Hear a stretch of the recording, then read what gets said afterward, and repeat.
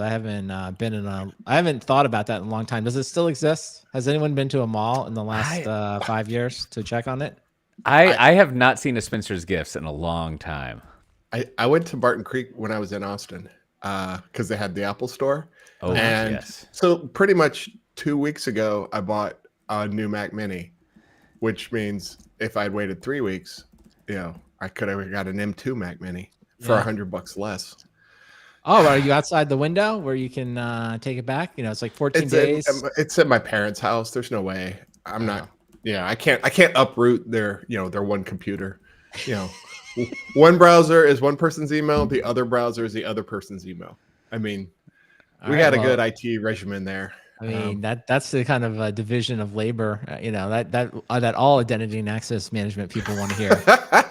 This window is yours. This Yes, window's in yours. No one click on the other window. If you That's click our security, Firefox, right? you're now Don't Dad. This is don't your Firefox, Mom, your Chrome. don't click on Dad's browser. Otherwise, everything is over. It Yeah. all Oh ends. no, Man, I just realized. Look. I've got their own computer, which means like I could go and see What is what's that? in A the Firefox. 2012 It's Mac Mini? 2014. It's Okay. as of now unsupported.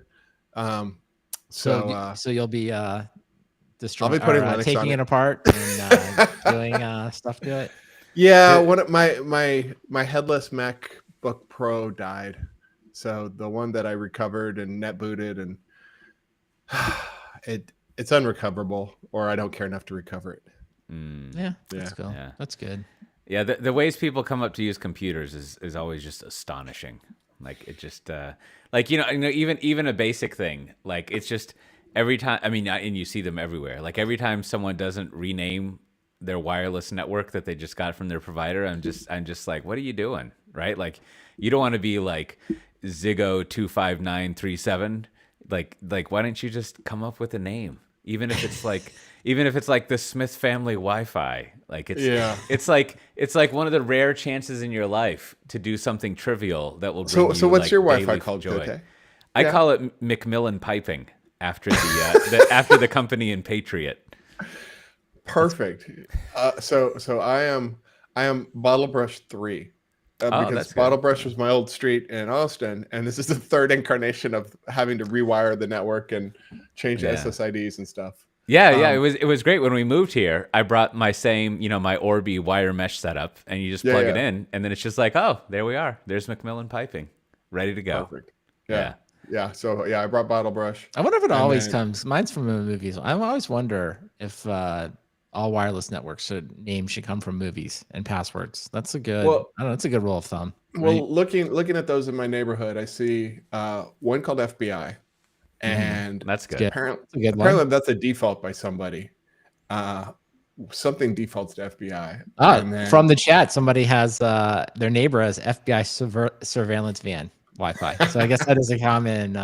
That's Aaron Kelly from New Zealand, in fact, or maybe just says NZ in his name. I don't know. Yeah, and then 4 of them are named after the telcos they come from. Oh, it's not Aaron. It's E. Oh, I spelled it. Oh, E-O-I-N. Oh, sorry.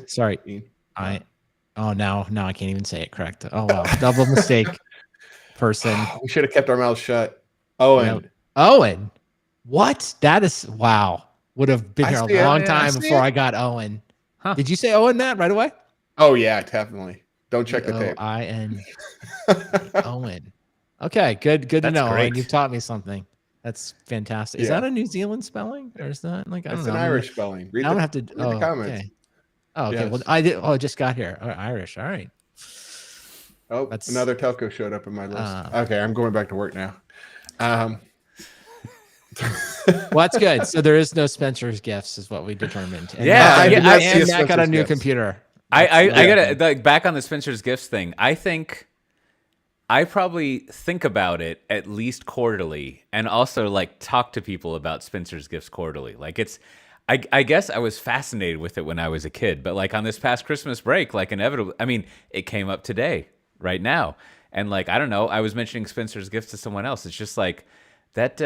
I think that was probably like a top 10 concept in my childhood. Just the Spencer's Gifts thing. So it's imprinted in my mind. Like, when it comes to malls, to me, it's like, the arcade. I spent, and my kids have, I mean, you see arcades now, but it's not the same, right? No. They're not the grimy, grungy places that I used to, spend hours a day on. Yeah. But then Walden Books.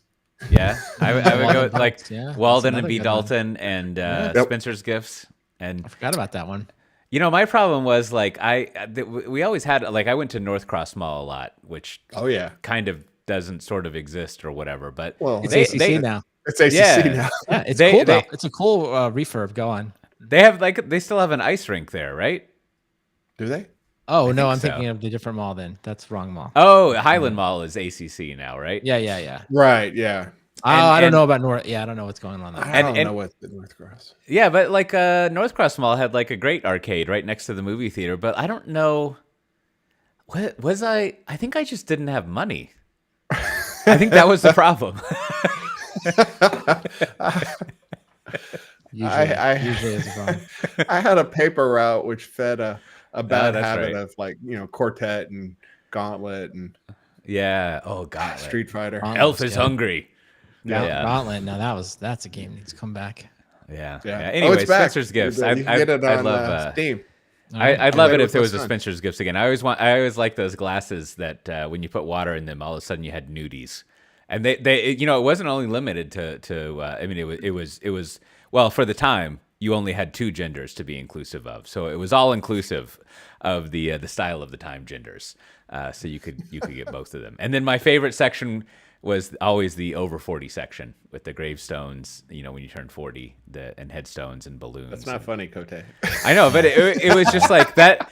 I think that whole concept was just a mystery, like a fascinating mystery to me. Like all of that, like not adult culture, but like that kind of like adult level humor, major milestone moment. I think as a kid, like I didn't have access to an understanding of it. So it was just like this weird. It was almost like You're like, why is this here? Yeah. It's like I read recently that like one of the like Tutankhamun or one of the mummies was buried with two trumpets, and there was this discussion of the two types of trumpets, and it's almost just like, yeah, I don't know, man. Like trumpets, like what's up with that? I had a similar conversation yesterday. I was explaining to my wife that there's a store called Big and Tall because my dad was 6'5" and he had to wear XLT. And she's like, that's not a thing. I was like, they don't sell it in normal Love stores. it. Love it. She's like, that's not a thing. Actually, it is. I'm sorry. It's like, Yes, it there are is. people who No, it shop, isn't. Yes, it is. for extra large tall. Yeah. Have you not Yeah. seen them Yeah. 6'5"? Yeah, Yeah. it's just like it's just outside your horizon of things you care about. It's like, it's like when people tell me there's a thriving NPM ecosystem, I'm like, sure there is. Yeah. Anything could be possible. All right, No, you guys no. ready? Let's get going because I'm gonna have to go. Yeah, sure. Oh, Wait, an when hour do you need to so. end? An hour? Well, not just an hour, but if we go Okay. too much longer, it'll all right. cut That's up good. against the And a Twitch and thing. All right, I got the Twitch. I'm Got it all logging in. going. Let's see. All right.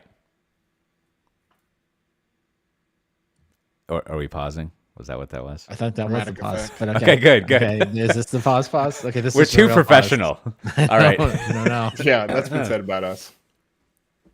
All right. Well, I was at an executive dinner last night down there in Brussels. It was great. It was put on. I mean, just for the insiders here, it was put on by CIO Net, which I have done something with them before, like a largest event, but I haven't done a dinner event. And I think they know what they're doing. I'll give a little mini review here. They got a good. When it comes to working with a partner. An agency or whatever on these executive dinners, and by executive dinner I mean usually it's literally a dinner, and you have, depending on who shows up, anywhere from like 6 to 12 I don't know, upper mid-level to kind of like regional CIO level people who come. I mean, I guess it'd be super cool if you had like, global 500,000 person company CIO show up, but like I'm not Gilson here that stuff. cool. He's Yeah, like, yeah. Make sure you get the hors d'oeuvres. These are awesome. I mean, if anyone wants to arrange an event like that for me, like whatever, that'll be cool. We'll chat about what this, that, or the other. I don't know if I can afford the dry cleaning bill, but I'll try to channel like some of the. Would you really want the high level CEOs? Because I actually think you actually want a couple layers down because there's a chance something can come of it, right? When you're the higher up it goes, the more it is like this is legitimately a dinner. Well, okay, now you raise a good point. I think I've got two responses. I think like, yeah, I'm down for whatever. And then also a part of that is saying like, what my goal in the situation is. Like my goal in these situations is like, I don't have a quota or too much accountability. So my job is just to sort of like have an interesting conversation and like, it's kind of establish that like people know who we are and kind of basically, to be honest about it, kind of pass it off to salespeople. Like I'm always thrilled to talk with people more, but I try not to be too, buy my shit oriented because that's not my job. So in that perspective, like, I don't know if I had the same type of fun, like freewheeling, incredibly informative conversations I have with the people that I have with like CEOs or whatever, like that'd be cool, whatever. But yes, now tactically, I think it is more or less the case that the higher you are in an organization, the less you have contribute to closing an enterprise software deal. That sounds crazy and absolutely bonkers, but it's just sort of like, I think it's true. Yeah, but there's a curve there, right? There's because clearly people, the low, the people at the far left of the curve or whatever they have no influence. So, that's why you try to filter those folks out. What is your position in the organization? So, Cote's not throwing junior developer dinners, right? Yeah, I wouldn't know what to talk about anyways. It'd be like, I don't know. The inverse is true to your point about the curve, man. It's like, I think there's a point where like, every salesperson or sales training will be like, call high, get it executive buy-in. But there's a point where you've gone too high and the person it's not important in their life. You know what I mean? They've sort of like the best that they can do is put you in contact with their chief of staff, who will then introduce you to like a department head who probably, or maybe has the budget and is actually responsible for the general project. But like, and that's fine if you're looking for that. If that's what you need to get your project started, it's useful. But if it's sort of like, it's kind of like you're just getting past another name, you know what I mean? So I always think there's like some middle, I always think this idea of calling high and getting time with the CEO. And also too, like, God forbid you sit down with the CEO because there's like so much pre-planning. Like the meeting is almost like a statesman meeting where it's like, or statesperson where it's they will come in, they will address. I can only remember one time when John Chambers was going to come by the booth. In this case, I was working at CA at the time. And like, he had a whole advanced team. They're like, he's going to be here at this time. Everyone will be here. We'll be taking a picture. We will all be shaking hands. Can someone give him a demo? But it wasn't really a demo. It's more like he needs to stand by a computer and just, and it was like, that was fun, but completely useless. It was like nothing actually happened here. It's like, send me in that case, the Cisco VP a couple layers down and we can like, maybe something will happen. So I don't know. That's my don't call high, call the middle is what I'm gonna say. I mean, at worst, it's good to just like know people if you're trying to establish like a multi-year relationship and like and like at best worst, so to speak. Not that any company I've ever worked for would ever be in a situation like this, but I've heard sometimes people get in the shit hits the fan situation and you got to have like CEO talking to CEO to sort things out. And so like, it'd be cool if you like shared a meal at some point before that. Like that would be nice. No, you're right. But definitely just like somebody to know kind of thing. Right. Yeah. But anyways, so the CIO net people, I don't know. I think I'd recommend them.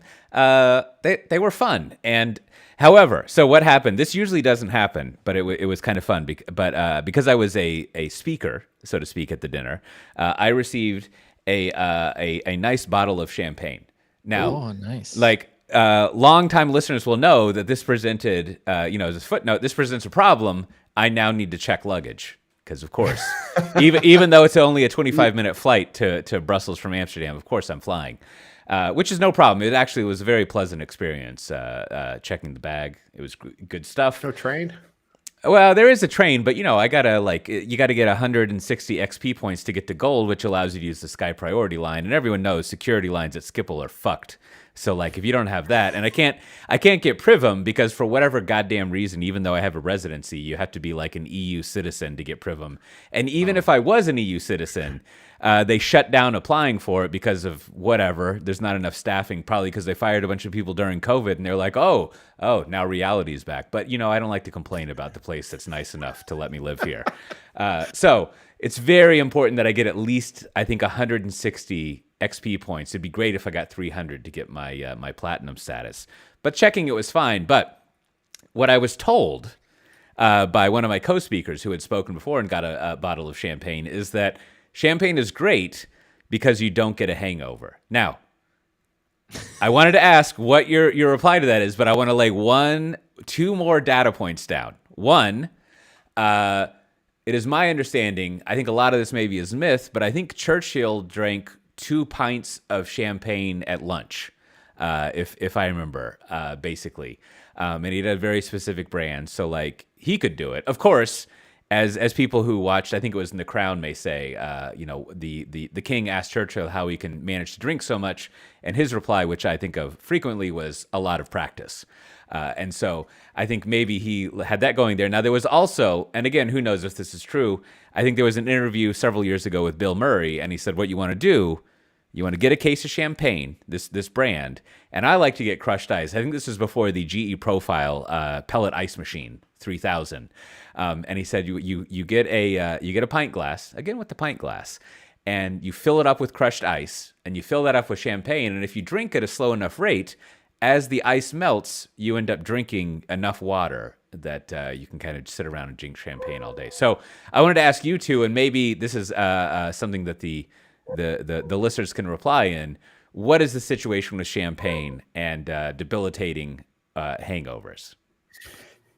All right, I'll actually just give you a recommendation here. It's maybe a somewhat serious topic here. So it's from this. I listened to this episode that was recommended to me. So it's from I think it's called Huberman Labs from Stanford. So this person basically runs a whole research lab, and so he did an entire episode. And I guess by background, he's a doctor in brain and physiology and all that kind of stuff. And so he did a whole episode on what alcohol does to your body, brain, and health. And it's super long, super in depth.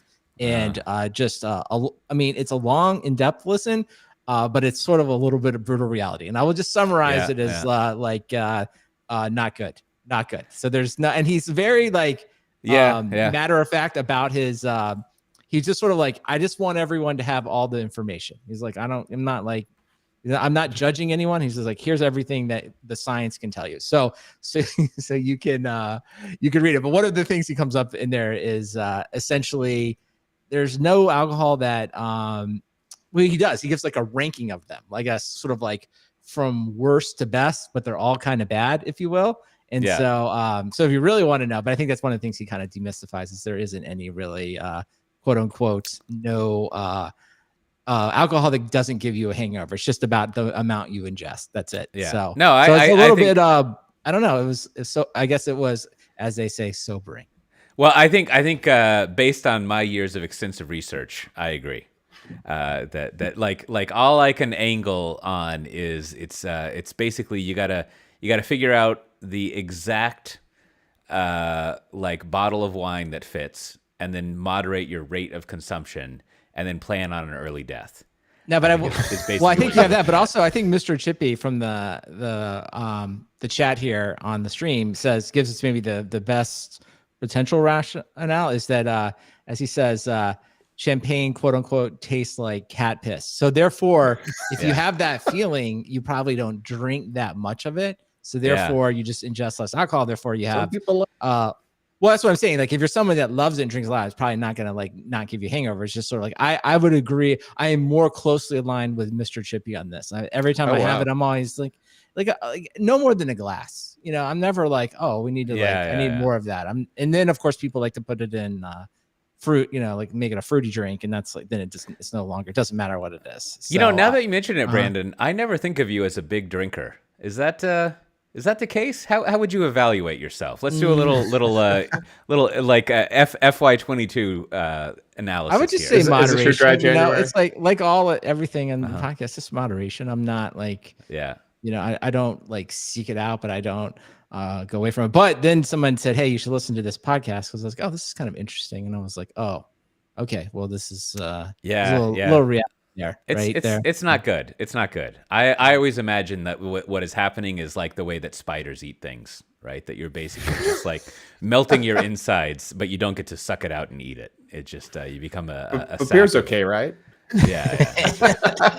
You're just. I mean, it's similar. Like, you know, one of the things I think a couple episodes ago, or maybe even last episode we talked about Southwest stuff, right? Where like you could do a business case of like, how long can I drive share price before I have to pay for it? And I think there's a similar ROI on you know, too much booze drinking. You know, how long can I go before the entire inside of my body is like a delicious spider snack?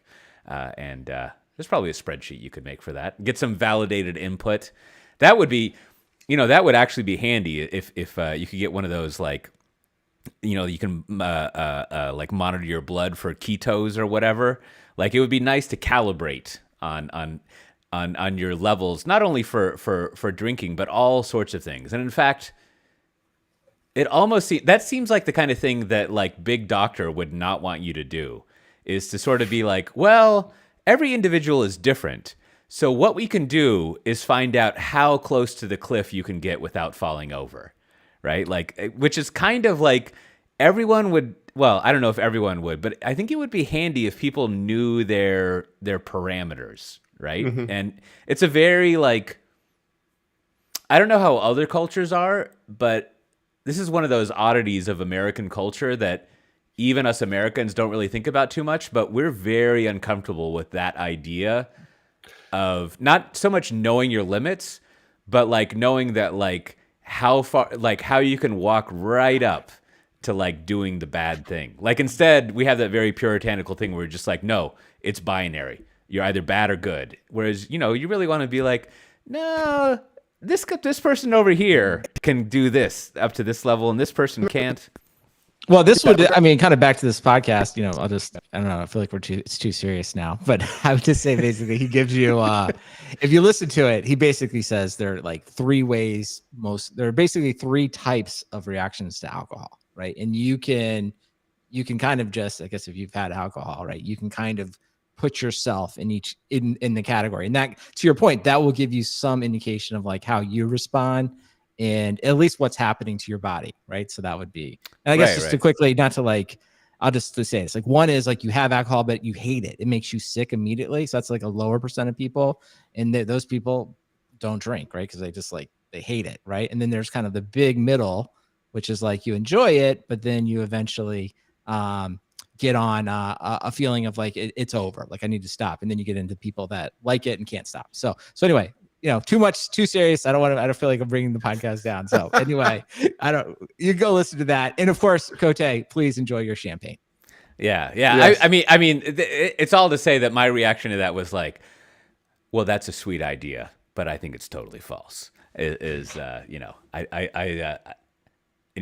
I agree with what you're saying. And, yeah, I got to do some analysis on, we all need to figure out if we're a spider snack or not. That's what we gotta figure out. Well, speaking of spider snacks, I think, you know, I think I did not realize that the Ruby on Rails person has been just like pumping out the content. Now, I of course have encountered the I think he had a couple of blog posts, the DHH fellow, you know, the Chicagoan from Denmark, if I recall.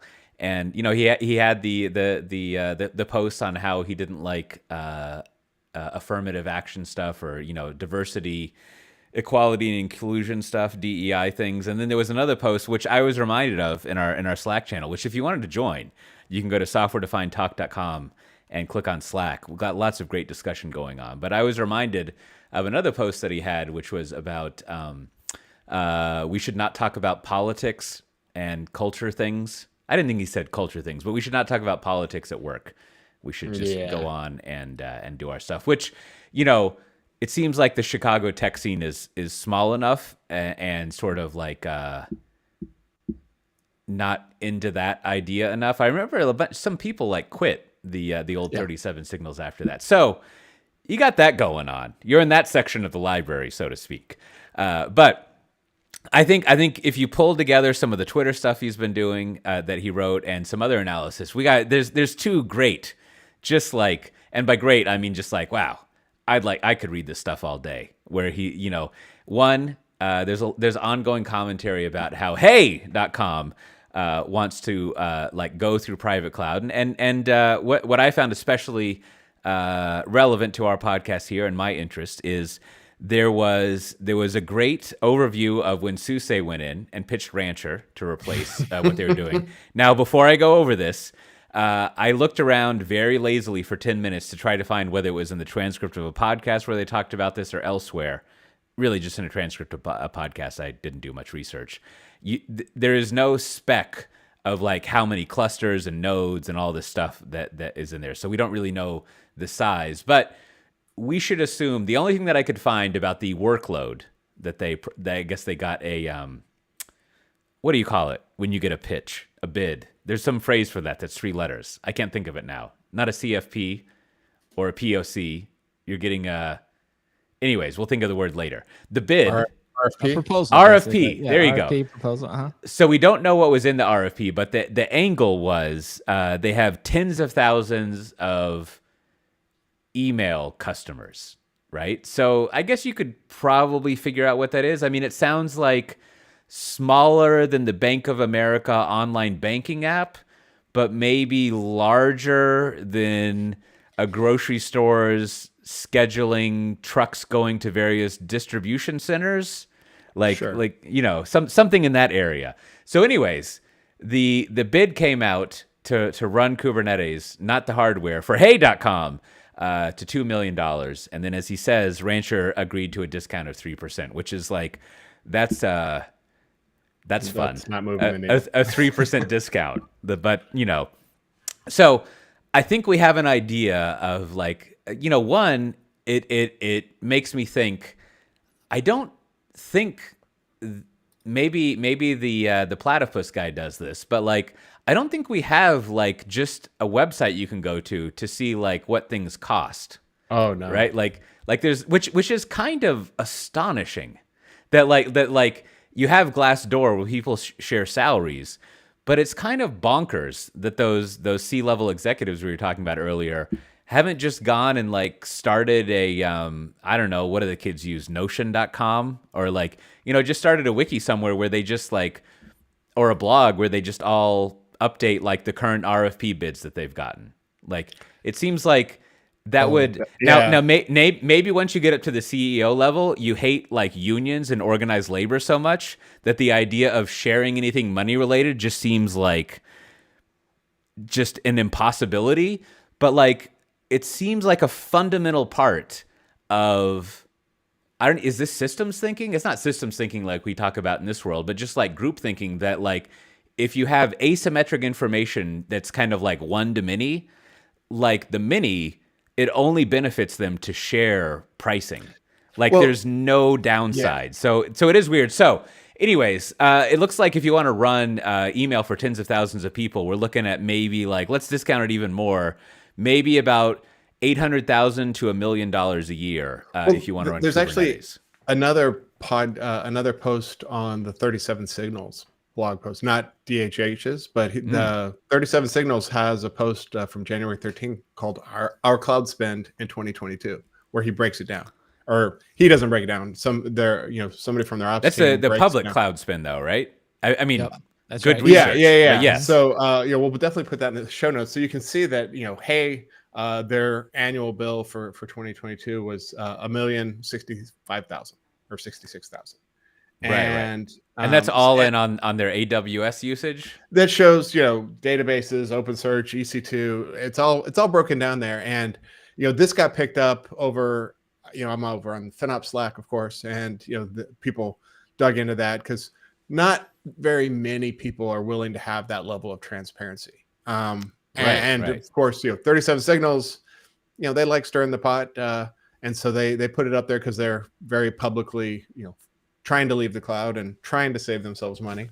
Well, I thought the number though, the number he puts in there, I think it's in one of the final paragraphs, is like getting this massive spend down to just 3.2 million. So that sort of looks like what their all in is right now. Last year, they're all in. Well, they've already gotten it down that far. That's what I'm saying. So that's what, but this is why, been critical of DHH before. So 100% there, but at the same time, like I'm all here for this I read and I agree. I 100% love all the transparency. So it's really, this is a great case study because so next year, and I think he even says it, that they're going to basically post what they do next year. But like, you can kind of just look at it like, okay, 3.2 million to do all of hay and some other stuff as you guys were alluding to. So it will be really interesting next year to see what they get it down to. And then, I think we kind of joked before. It's like, well, what are they building a data center? They're not doing that. They even said that they're working with their friends at DEFT to basically lease the rack space, bandwidth and power. And managed colo. Yeah. So managed colo. So, I mean, that's the whole, I guess that's the first part of it. It's they may own the servers, but will just rent the space. So that's kind of, it's again, I think everyone would do that.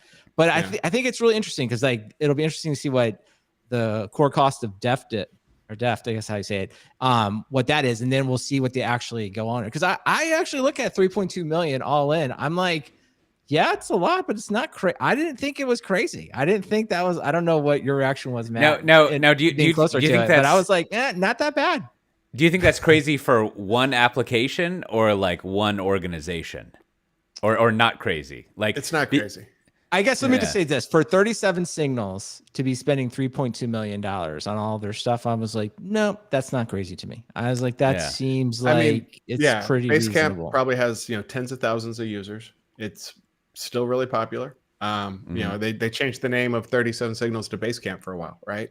And then Hey apparently has users. Hey, but. They still have Highrise and Campfire and Tadala. So, they're running a lot of infrastructure. They're running a lot of stuff that scales horizontally to a lot of users. Sounds like a good Kubernetes use case. So, they call up the Rancher folks.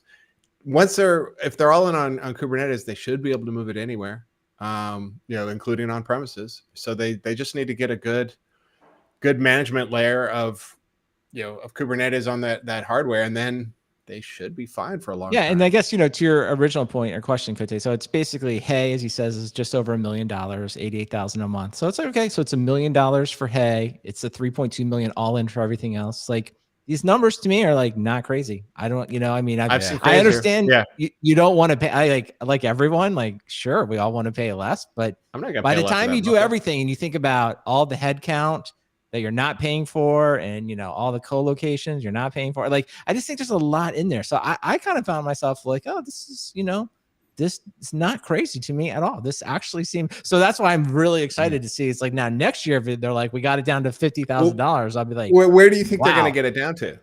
What do you think realistically they're going to get this down to? Right, like what the floor is, right? I'll be shocked if they knock it under 2.5. I think that's possible, but I think the questions I would have, this is almost where I want to send in auditors, is I would be really curious to say, it's like whatever number they publish, I want to be like, are you accounting for all of the soft costs, like all the additional time and salaries and management that you had to actually do this, and not hide it inside of like, because like everybody has a sense of what tech salaries are, right? So if you just take a couple tech salaries, and that doesn't take long to like quickly, for headcounts to really start to eat into this $3 million or $1 million of hay, right? I mean, it wouldn't take that many people, right? So I guess in the medium range, if you figure like 200,000 a year all in for an employee, right? So a salary of like, that's a low salary, like 150, 180 plus bonus, plus insurance, plus like toothpicks and stuff. Yeah. Like then you only need like 5 of those people, and you're already at $1 million. Plus you got to pay like Social Security and like all that other shit. And then I think the tendency here will be, I know there'll be a strong tendency, a bias to like show that they save money, but like the thing that would really get you would be not so much that you hired one person, is it took like say a couple weeks a month or a year or whatever from a lot of different people to get involved. Because that's sort of like where you'll start to lose track. You're like, oh, well, I'm sure DHH is making a lot more than that, and his partner, and like, how much time are they doing this, right? And it's like, that's where these costs can sneak up on you. It's like, oh, now we're not getting features out. We're not writing as many inflammatory blog posts. Look at all the things we're not doing, and we're managing this. So, but I don't like, but again, I love the fact, kudos. I can't say this enough. Like the fact they put all this out there is like, this is great. And I think going back to where we originally started was, you kind of asked a little bit about price lists. It's like, to me, the public price list is the cloud.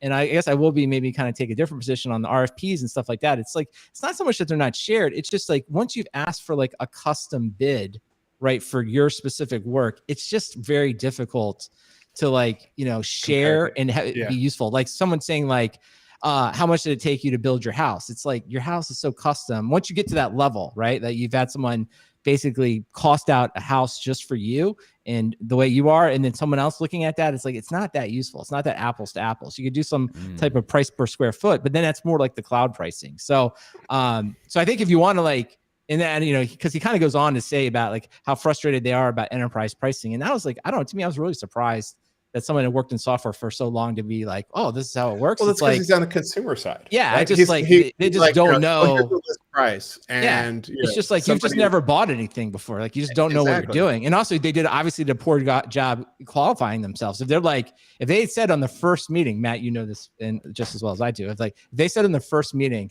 the max we can possibly spend is $400,000. We will not spend $1 over.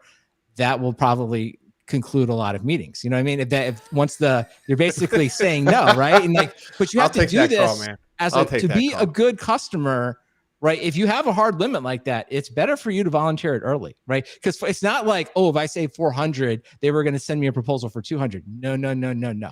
At 400, they're like, I don't even know. I got a solution. If you say 400, they're going to send you 500. So and then nickel and dime you down to 400. Right. But it's also too, it's like, like think about who just showed up at your meeting. I got a salesperson. I got a solution architect, usually at a minimum at these sales meetings, right? Those people are making, what I'm saying? And I want those guys to come and build out a solution, for over a period of a couple of weeks. And I want to meet with them and I want to ask them lots of questions. I'm like, you're spent a lot of money. You know what I mean? Yeah. That's a lot high cost of sale. So don't expect that. That's what you're paying for in that, $1 million+ quota or quote. They could easily spend $0 on Kubernetes and spend $400,000 on contracting. Absolutely. So that part, I just think he showed that, to your point, they're entering a world they're just unfamiliar with. And it's like, well, don't walk into this room. Right. It's I'm sure they could get plenty of consultants to do exactly what they're asking for from Rancher for $400,000 for a bespoke solution, which isn't what they want. Absolutely. And you're right. And that is exactly where they're at. So that's why this whole thing, it's like, you think you have it bad. And maybe the other side of this that we don't see is like, what's the actual revenue from Hey? Like if Hey is just making $4 million, I could see where you'd be like, you'd be like really frustrated with this business, right? You'd be like, this is an awful business. Now, if Hey's making $10 million a year or $20 million a year, it's like, okay, you're that's not crazy. It reminds me of like a long time ago, we worked on a commercial product that included Oracle and Oracle database, and they got a percentage of revenue. And as that product was, getting sunsetted, we just took this, 6 months to pull Oracle out and put in Postgres without telling the customers that anything had changed. And like, as far as the customers knew, nothing had happened. We ate a bunch of technical debt, but we increased our margins by taking Oracle out of the equation. And, that's what Hey wants to do, is like, they just want to make their, this should never show up on the customer side. They should have no care or knowledge that, it wasn't the cloud. Now it's on premises. Who cares? But, they just want to increase. Yeah, my guess is they'll do it good. They seem like they're good at that part. It seems like they kind of make things look seamless. I get, maybe this back to like the, Cote, a little bit of your world. It's like, well, we could have started this whole conversation with like, maybe email is not like a really profitable business. Maybe email hosting is like, we could have started there. But like, turns out Gmail is free. It's really good. And not that many people want to pay for it. Or at least they're not going to pay for it at the scale that really makes this business extremely profitable. And that, that's a potential outcome here. Yeah, I don't know. I think also over the past week, the Chick-fil-A people updated a little their story of like using Kubernetes, right?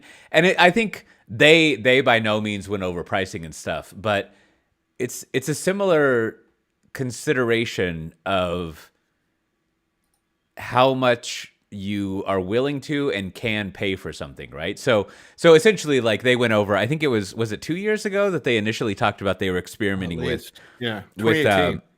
and as always for the international listeners, Chick-fil-A is a fried chicken place, a restaurant. Like there's tons of them, and it has a bit of a cult following in America, like all great fast food places, just for whatever. It's because they're closed on Sundays. Yeah, well, there's that joke to be made about cults as well, but I'll not touch that one. But anyways, people love Chick-fil-A. They have waffle fries. I get it. They got lots of sauces, but so they have lots of retail chains, and I think as they went over a couple of years ago or 3 years ago, they were using edge computing, like local Kubernetes clusters to like run the fry machine and like check on all the stuff in the store. And so they had a bit of an update, and they kind of went over like, I think what they said, I forget the numbers because I don't have it in front of me, but I think what it said is in every Chick-fil-A store, they're running a Kubernetes cluster, and there was a pretty big number that they were doing, which is like, great, that's fun. And they even had a picture, I think they used like, you probably know what these things are better than I do, Matt Ray, or maybe even Brandon, but yeah, like Intel things.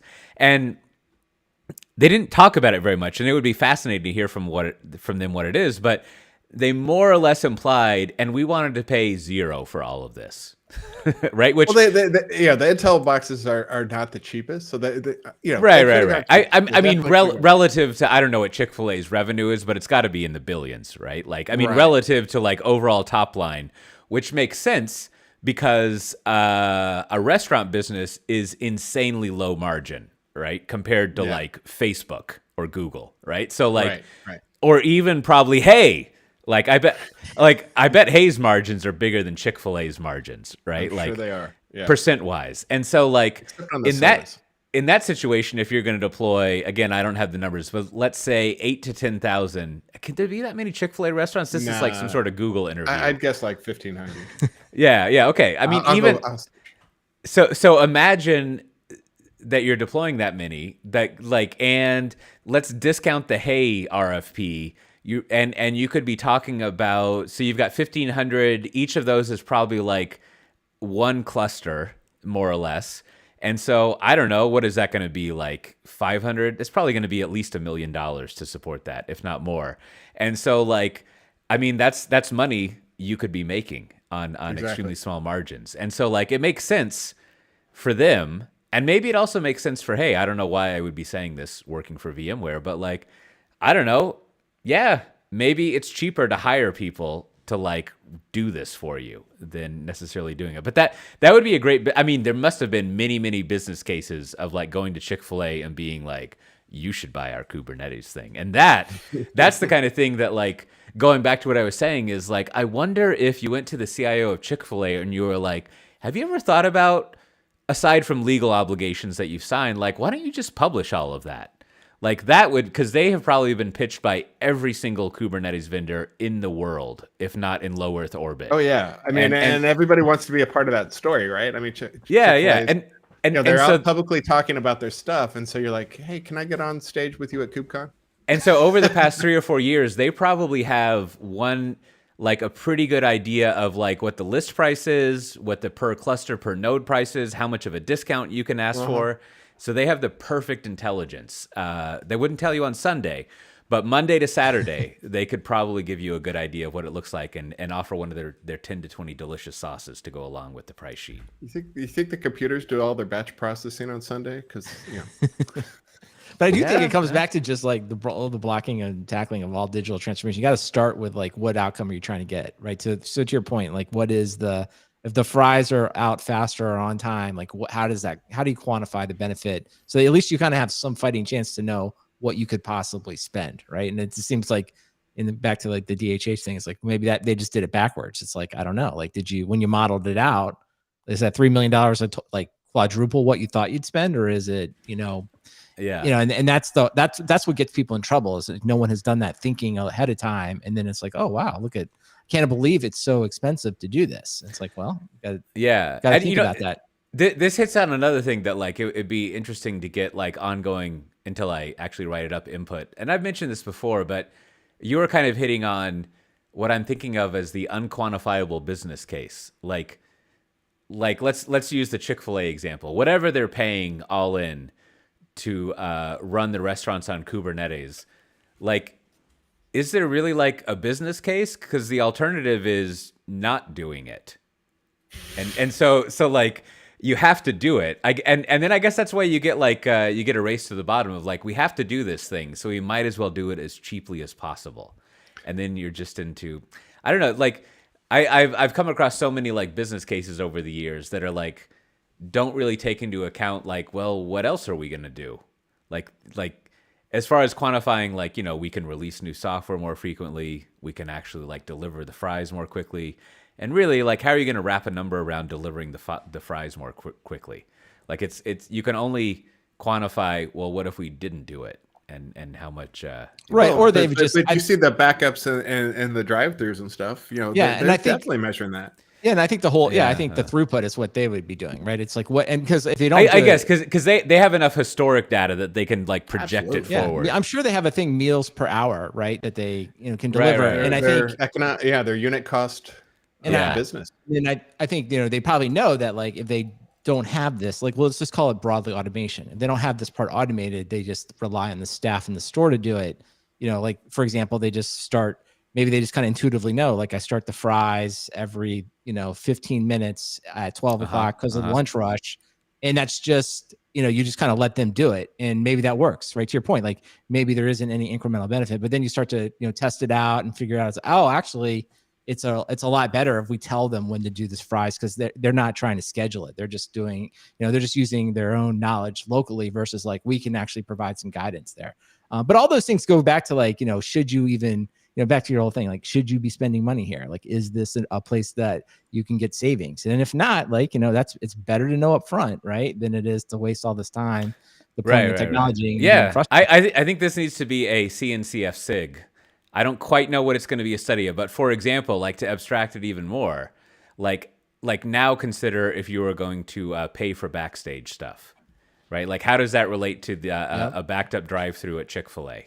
Yeah. And therefore the ROI in business cases. And I think, I certainly hope the DHH, I mean, this is the makings of a great conference presentation somewhere. We spent we spent $1 or $3 million.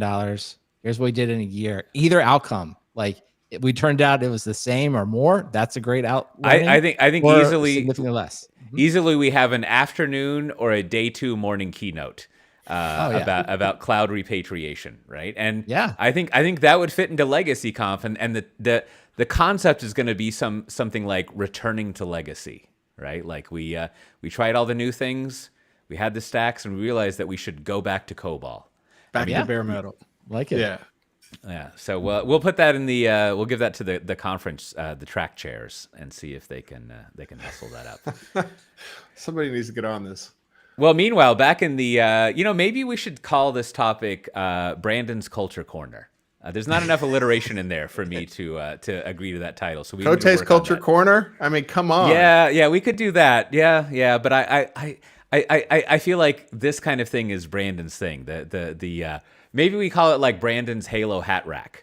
We could work on that. I like one. that. But the news is there's two major news items from Microsoft. One, they're shifting to an unlimited time off situation, which every time someone shifts to unlimited time off, and you get a new revision on an exciting conversation, right? Like it's almost, I think, I won't say this was the only, but this is in my usage of Mastodon, this was perhaps the most Twitter conversation I've seen recently in my short usage of Mastodon, which is to say, it was a wonderful opportunity for everyone to shit all over the idea. Like people, there's very few people who are like, oh, good job, I really like that. And so like, whatever, that's fine. Now, of course, the other side of this, which I think needs to be mentioned, is just, I think it was yesterday, just like many other places, knock on wood and all that, it looks like Microsoft's going to let go around 10,000 people. So, hopefully if you're listening to this, unlimited of unpaid time off. Indeed. Hopefully that, no one falls prey to that. That's always a major bummer. However, that just sort of sets context of things. But like, let's talk about it. Unlimited vacation at tech companies. Yeah. What now I'll start off. I don't think I actually have unlimited vacation anymore because I'm a Netherlands employee, and I think we actually have a fixed amount of time. However, at Pivotal, and I think at some point in VMware, like I did have like an unlimited vacation thing, which does take. I think the only way to do unlimited vacation properly is to not keep track of it. Right. Yeah. But I think that's my proposal. Like moving the conversation forward would be my proposal. Would be like, let's stop calling it unlimited PTO because we all understand you cannot, take perpetual vacation. Right. Why don't we just call it? One of the best joke Twitter things was a conversation, almost Wardley style, where the manager asks, or the employee says like, "Oh, I'm enjoying my new 4-day work week," and the manager says, "What?" And then the employee says, "Well, we have unlimited vacation, right?" And so I think that's probably workers of the world unite on unlimited a million vacation. of those tweets and Mastodon threads going. So, but I think if we just moved it and we just said like, let's just call it untracked PTO, right? So Yes. that's really what it There is. you go. So let's just call it, because we all, and then again, let's all quickly revisit. We understand that it's helpful to the stock market to have less liabilities. And if you track vacation and pay it out, that becomes a liability, even though we all kind of know you're still going to take time off. So it's not like any new money has been created. It's just sort of like, we're not going to track it anymore, which is fine. To me, that's fine. Like if that's the world the stock market wants to do. But I do think this is, you mentioned it a little bit earlier, Cote, is like, I just think this is the kind of thing I would like for the company to like put in place all the things we talk about, but at the HR level, it's like, what is the systems thinking about this, right? So it's like everyone talks about culture. We've talked a lot about on this one.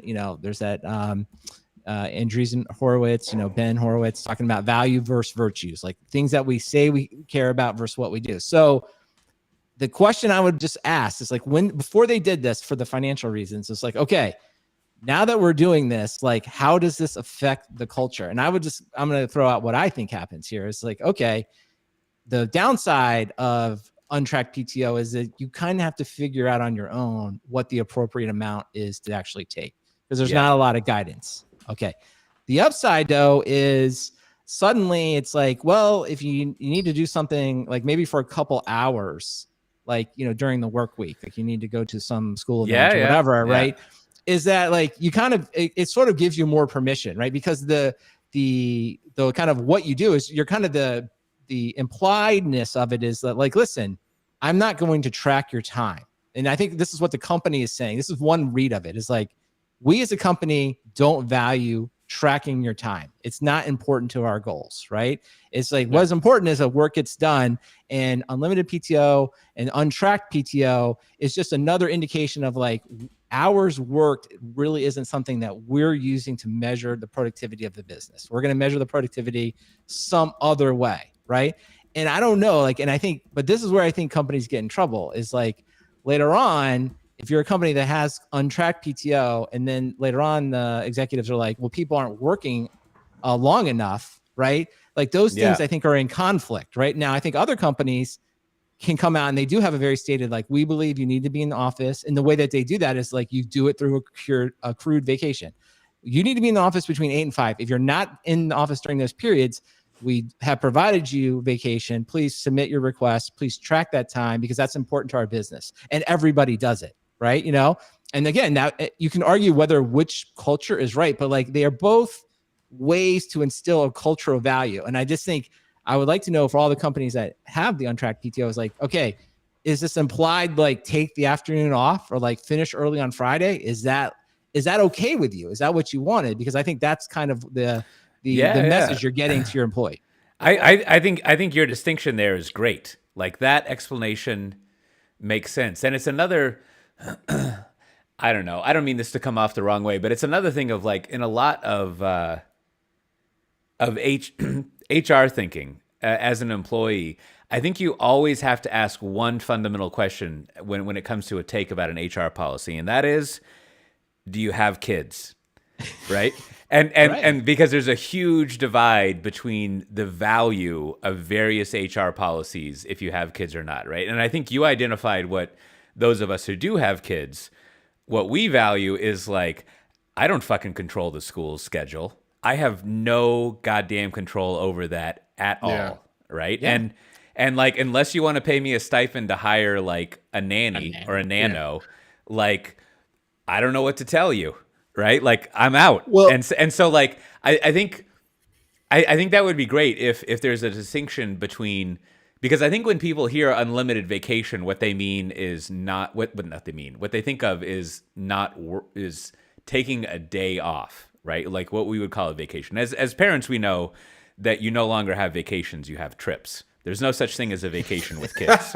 and so like really what you want is like, I don't know, the kids are doing a presentation about fossils or some shit at 10 a.m. So I got to knock out my morning to go to that because I'm not a fucking asshole. Right. And so like, you see it. Yeah. I think anyways, I agree, Brandon, your articulation of what we're talking about is untracked time off, I think is perfect for what's going on there. And then everything else after that is like, yeah, well, we don't really mean take 2 months off. That's not what we're talking about here, right? And so, however, I think there does need to be a lot of ground rules. I mean, whenever anything's unlimited, back to our spider snack conversation, you've got to have a lot of discipline and principles before you do too much and go with that. So, which is all to say, you're making me think that like I'm totally in favor of the unlimited PTO thing, as long as there's a discussion of what it actually means with like maybe a 20 to 50 page PowerPoint of examples and reasoning and explanation so that we can all kind of come up to speed. We can instill the principles. You almost need like a boot camp of unlimited time off so that we all kind of like internalize the principles of it and understand what the deal is. Not only us, the workers, but also management at all levels. Well, it's a tool that's being taken away from HR. And so, unlimited PTO is kind of a conversation between, the worker and their direct management. And, you see people like I work at an unlimited PTO company, and previously worked at an unlimited PTO company. You see people like they will block out 2 hours out of every day for, school pickup, drop off, whatever. And like, okay, that's fine. I respect that. If HR has to be okay with like, if that person's manager leaves, how do they, and some sort of performance review, how do they think about that employee? Do they try to go back and comb through their calendar? Because like, I don't know if it's a, some sort of, power move or something, but, I don't report vacation. Like, I've had tools that are like, oh, make sure you report your vacation. It's like, you said it was unlimited, and, and I just wait for someone to like force the issue. So, it just comes down to like, do you trust your employees? And Microsoft is saying they do, minus, 10,000. And, but I think we stop you there. It's like, I don't know. Like, I hope there was like this level of thinking that went on to it. My guess, though, is just like when you start a company, I think some of the ones you were referring to, Matt, or in this case, investor relations says, hey, what we could do to clean up the books here is let's get rid of this accrued vacation. Let's pay it out. We got a lot of money in the bank, and the other half isn't thinking about it. Like they're not thinking about like, okay, I am now, applying a policy that will change the culture, right? I am now, if you will, making it more likely for the people to take off on Friday afternoon and feel okay with it than the company was before. Where before I said, because think of the inverse. The inverse is like, I value your time in the office. In fact, when you're not here, I'm going to pay you for it. And in fact, if you choose that you actually don't want to take vacation, and some companies will actually buy it back from you, right? It's a totally different metaphor and a totally different, way that you're influencing the company. And I think that's the important thing. And so much of the dialogue right now has been, and I just come back to this phrase, quiet quitting. And it's just like, well, if you have unlimited PTO, like you can't really have quiet quitting. You know, unlimited PTO is just quiet quitting is just someone taking advantage of the benefit you've given them. Right now, flipping that around, saying like if you're like, hey, accrued PTO is like, then you do have something like you weren't in the office at this time, you didn't meet the expectation. And, you know, that's important to our culture. So that's the part. And this is where I just want more systems thinking, less just like this is because there is going to be some thought piece about like, because now we're getting over the quiet quitting kind of thought pieces. And I think now we're going through all the layoffs. And I think eventually we're going to rotate into like people are overworked. There's too much stress at the office. Like, you know, right now it's like, quote unquote, everything's overstaffed. I would say 6 to 12 months, we're going to have the like, everything's understaffed at all these companies. That's why that's why the big tech companies aren't innovating anymore, because everyone's just working on sustaining innovation. And, you know, such and such company needs to add more people to release the next version of this product, right? I mean, it's inevitable. It's coming. And it's like, now's the time to be thinking about that. Think about all that right now, right? Well, and the countries that don't have unlimited PTO, I mean, I was on Australian payroll for a while. There's no unlimited PTO. You know, and Cote's on Netherlands. Maybe it's because it's harder to fire employees.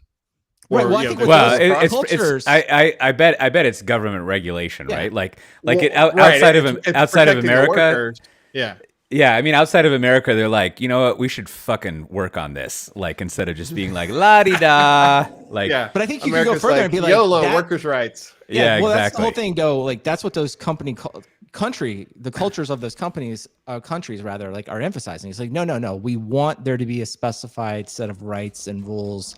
And they've gone that, you know, and again, like, that makes a lot of sense, right? Like, if you believe in that, you definitely quantify it. And if you don't, but again, like there are implicit, and this is the thing I just keep coming back to, like there are implicit trade-offs, and like most of the time, I just don't think the trade-offs are thought about at this level. And it's just like, this is what, if I was running a company and I was an executive, it's like, this is the kind of stuff I wish all executives were thinking about all the time. It's just like another version of like, hey, we're canceling all meetings. It's like, don't tell me to cancel all meetings. Like, help me, you know, give me a system to think through how meetings can be useful at your company and when to use them. You know, just saying later, we're going to cancel all meetings. And then later on, the executive is like, why isn't anybody on top of this project?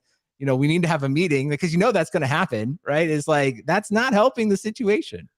You know, if I had unlimited PTO at 2 jobs, I could pull that off. Oh, wow. You can use unlimited PTO at one job to do your limited PTO at the other job. I think that's some next level thinking there for sure, man. You have PTO arbitrage, which I think maybe that might be the topic of a Michael Lewis book. 3 jobs point. You might pull off. Yeah, you do a crappy job at 3 jobs. Well, when you're looking for a way to get PTO that's on the clock, what I always recommend is thinking about conferences that you can go to. And, you know, conferences are a great time. You might even call it, especially if you have kids, vacation, right? Like you're there, you're traveling to exotic or sometimes not so exotic locales, visiting things. You have the excuse of like, oh, I'm sorry, I was at a conference, I couldn't get work done. So it's a good time to, and you probably don't have to accrue PTO because it's you're doing things in a work capacity. Speaking of, there are several conferences coming up. We have our spring one online conference. Even though it's online, you could say like, I'm sorry, I couldn't do things because I was catching up on spring. And also, I'm going to be hosting a watch party in Amsterdam on January 25th at the VMware offices. It's over on the kind of like northwest side of town at 4:30 p.m. We'll have refreshments and stuff, and I think there might even be like an in-person demo of stuff. And if you go to softwaredefinedtalk.com, you can find links to Spring One and also to register to come to that watch party in Amsterdam. Now, we have watch parties in Brussels, probably many in Germany, all sorts of major cities in the States and Asia. There's all sorts of watch parties you can go to. But there's other conferences. There's the Cloud Native Security Con, February 1st and 2nd in Seattle. I'll be speaking at Configuration Management Camp in Ghent or whatever. I'm sorry. February 6th and 8th. I'm really looking forward to that. I've been to that conference many, many times, but never really been able to speak at it because I didn't apply. So that's my fault. And then there's also the State of OpenCon 2023 in London, February 7th to 8th. That seems like something I should have gone to. And then both Matt Ray and I will be at Scale, the Southern California Linux Expo, which is, I have never actually been nor spoken there. So I made it a point to apply to that this year because I was like, before I become a spider snack, I should probably speak there. That seems like something that is appropriate. So that'll be fun to speak at.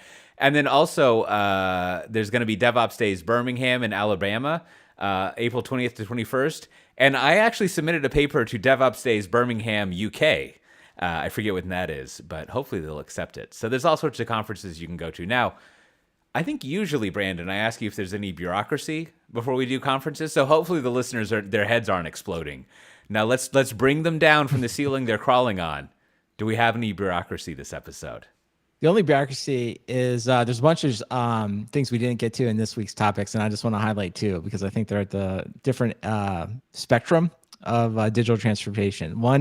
Transformation rather. One is Chuck E. Cheese is still using floppy disk in 2023, so that's a fun read if you want to hear about how Chuck E. Cheese is finally getting rid of the floppy disk. And then on the much more important front is I ran across this article about how the Ukraine has automated a lot of their government functions for, there's lots of obvious reasons why that's been helpful in their e-governance app. So it's a more serious one, but it's, I think, just a really good example of, people taking advantage of digital transformation to do lots of important things for people. So check that one out. And then finally, if you want a sticker, all you have to do is email your postal address to stickers@softwaredefinedtalk.com, and I will be happy to send you a sticker anywhere in the world. So with that, Matt Ray, what do you have to recommend this episode? Well, it's January, which means that Bruce Sterling and his friends over at the Well are doing their state of the state of the world 2023. This is the 20th year apparently.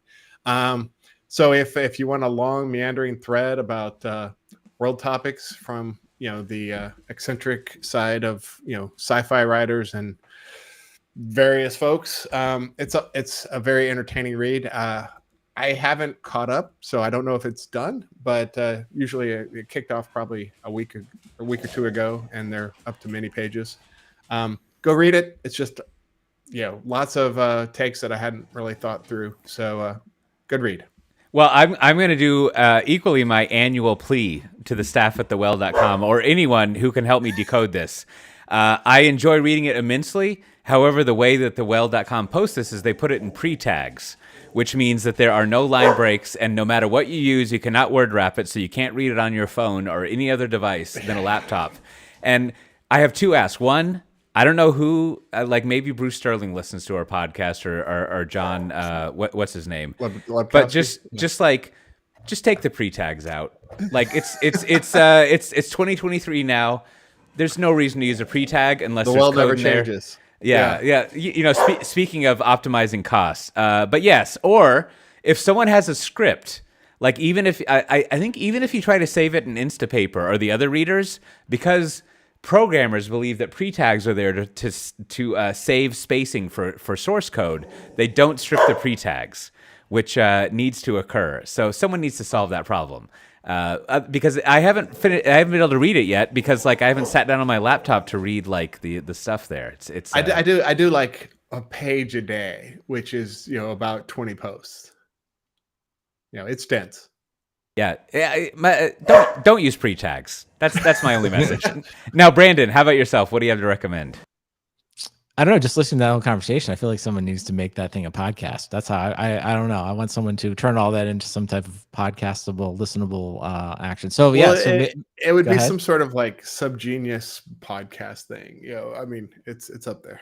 What's his name? Tyler. It feels like Tyler Cohen should be in charge of turning that into a podcast. I don't know. Oh yeah, he could be the straight man. I just feel like great. He's he's the kind of person that just I don't know. He's I think computer. Right. I think a 1 to 36 hour conversation between Bruce Sterling and Tyler Cohen, that would be amazing. I would they should do a weekly podcast that's 90 to 3 hours long. 90 minutes to 3 hours long. Yeah, no, it's just off topic. Bomani Jones, who's a sports podcaster at ESPN, and Tyler Cowen are just the greatest speakers I think in the world. They just somehow they can just speak perfectly. at length for, I don't know. I don't know how they do it. I wish my brain worked that way. It doesn't. So I just noticed when I listen to podcasts, like they're just people who are great at it. So I don't check those people out if you're looking for something to listen to. This week, my official recommendation here is the book Atomic Habits. This was one of these books I'd heard a lot about and been recommended a lot, but I didn't want to read it because I was just like, it's going to be kind of just stuff I already know. But I think in the end, it was good. I can see why it's so highly ranked, and maybe I'm just in the mood, kind of as we had some conversations earlier today. It's a lot of applying systems thinking just to yourself and your personal habits and things that you want to do. So it's probably things you're familiar with, but it did get me thinking just about how like Agile and DevOps and continuous manufacturing from Toyota, like so much of all of this advice like is kind of the same around like, automating repetitive things and also creating the right incentives. Like it just feels like all of human advice could almost be like simplified that way. But nonetheless, like there's a lot of that in there, but I thought they offered some very practical ways to get going. So if you're trying to incentivize yourself to do better things or things you want to stop doing, Atomic Habits has some good advice. So check it out. Well, my recommendation, I hope I recommended this. I think I recommended in my newsletter, which, if you've listened this far, you should go to newsletter.cote.io and subscribe to my newsletter. You will enjoy it immensely. I apologize for my dog. She I think pictures of your dog in the newsletter. I think she's having gastro issues and is trying to be nice and get me to take her outside. But whatever. Do it. Wrap it up. But my recommendation is the book that I'm now reading since I finished Mouth to Mouth, which is The 7 Moons of Mali Amida. I don't know how to pronounce Sri Lankan names. But it's a good, what's the name of this? Magical realism? Like it's a good, there's like ghosts and goblins and also, revels and stuff. But it's a nice book. People should check that out. I think I'm going to assign it to my dog to read. And with that, this has been Software Defined Talk. If you want to subscribe to this podcast, you should go to softwaredefinedtalk.com and you can find links to subscribe, show notes, all those things that Brandon mentioned. You should join our Slack channel to discuss things between each episode. There's all sorts of thriving channels to talk about. It's a great little community that we have there. And we'll see everyone next time. Bye-bye. I got to go take this dog out, and I'm going to bring some plastic bags. Bye. Oh, that was a good one. For all good post-show, good show as always. So I just want to tell everyone that's not watching the stream, it's like it's really fun to watch Cote wrestle the dog at the end because he goes from this very relaxed posture. His face gets closer to the screen and he gets a little redness going. You can tell there's a little blood flowing going as he wrestles the dog as he's trying to finish out the but he's always professional. He always gets to all the things. I'm like, you can always just end it, but you're like, get all the plugs in. So you are the consummate professional, Cote, managing your dog and your. You never hear Tyler Cohen fighting with his dog. We don't hear Tyler Cohen. That maybe we up the ante. We put Tyler Cohen with a dog and see what happens. With Cote's dog. Maybe we can ship it to him. That is a high compliment. I mean, I think one of the common lines that I always remember from Fear and Loathing Las Vegas is "We're professionals," and I think I think that's one of the guiding principles of my life. You got to be a professional. Oh my God! I gotta say, maybe you want to put this in the after show, but don't tell my family this. But if there's anyone in the Netherlands or Europe that would like a dog, I'd love to meet you somewhere. And I've got a great dog that you could like because I don't understand what the deal is here. Time. All right. Well, with that, appreciate everyone watching the stream this week. We'll let Cote go wrestle the dog and maybe meet a person on the street with it for a dog. But as always, thanks for hanging with us. We'll stream this time next week. Take care.